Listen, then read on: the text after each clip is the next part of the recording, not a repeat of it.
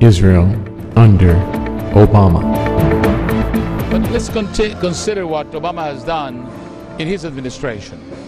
First of all, the treatment of Netanyahu as a foe instead of an ally at a time when Israel needed clear support, especially in the face of a threat of Iran, was absolutely an act that should be absolutely condemned by everyone. Obama should never have conducted himself in such a fashion with an ally.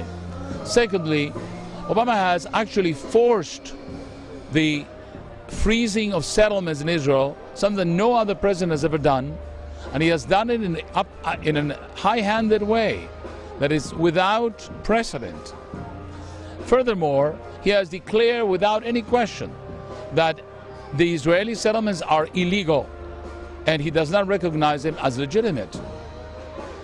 In addition to this, when the time comes to defend Israel from Iran and the nuclear, America continues to engage in negotiations that are leading nowhere and allowing the Iranian government to continue doing its work instead of giving unequivocal and clear support for the state of Israel.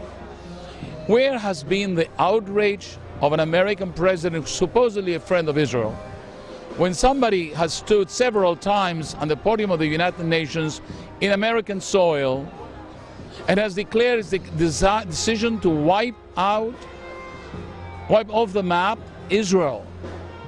Where has been the statement of President Obama clearly rejecting such a statement and supporting Israel in whatever way it has to do? Every statement about Israel has been equivocal, ambiguous, and ultimately, when it comes to the final decision, probably not so friendly, including the leaks as to Israel refueling stations in former Soviet republics and other aspects.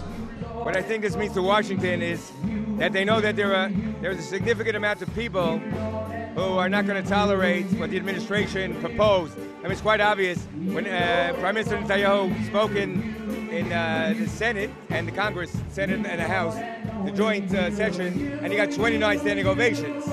Okay, Dr. Frager and I put the poster ad with whatever we wanted to say about not dividing Jerusalem, not giving up any land, and standing up to the mullahs to free Jonathan Pollard, to free Gilad Shalit. We put it in the Washington Times on that Friday that Prime Minister Netanyahu came to speak with President Obama. So we know it strengthened Prime Minister Netanyahu. 2 years ago, when they first met, we did the same thing. And Senator Schumer, Charles Schumer, who was supposed to be in the program, his office called 2 days later and said, please take our name off the program, because we know he's being pressured by the White House. So we know there's an effect that this has. I want to take this opportunity and to send a very clear message to the President of the United States.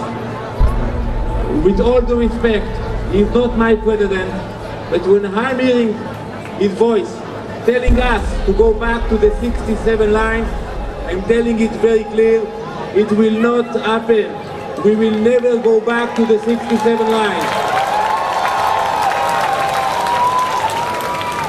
And when I'm hearing President Obama speaking about finding agreement or a solution to Jerusalem, we do not need any agreement, when we don't need any solution. Jerusalem will stay united forever, the capital of the Jewish people. And we should stand very proud on this weekend when we celebrate the 34th anniversary of the unification of Jerusalem, and to tell President Obama, take your hands off Jerusalem. Take your hands off the old city. Take your hand off Temple Mount and the Western Wall. I am very optimistic. Even though we hear so much, and we hear about the UN Declaration in September, I can assure you that we will prevail, and despite all the pressure coming from the UN, from the US, from the EU, the commitment of the Jewish people to the land of Israel, that's what will keep us alive. And I can assure you that I will continue with my colleagues in the Knesset to make sure that we will continue to build the communities in Judea and Samaria who do not agree about any solution.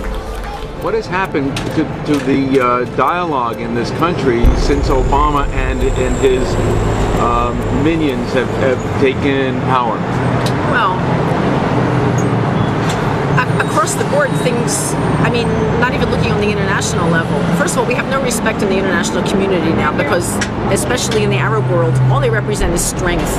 I mean, all they see is, yeah, if you have strength and you show that you mean business, this is the only thing they understand. Does Obama telegraph strength of America? Obama does not channel that America is strong and means business. When you see the President of the United States bowing to the King of Saudi Arabia, this sends a message that we are groveling. We need to go back to the way things were. I mean, look, George Bush did not, he was in office 10 months when 9/11 happened. And I'm really glad that he was in office. No matter what happened, I'm glad he was in office and not a Democrat. I can only imagine let's sit back and let's use restraint. We don't have, this is not a time for restraint. They really only understand military strength. And I think what we're finding is liberals in this country, you know, when they talk about Obama and they're very pro-Obama, we need to vote for him again. And there's no talk of the failure. All of the policies that have failed, we have gas prices. Gas is almost $5 a gallon here. My God, it's never been like this. I'm from New Jersey, and gas is up close to $4 a gallon. And that's where they refine it. And this was a state that's supposedly one of the lowest in the country.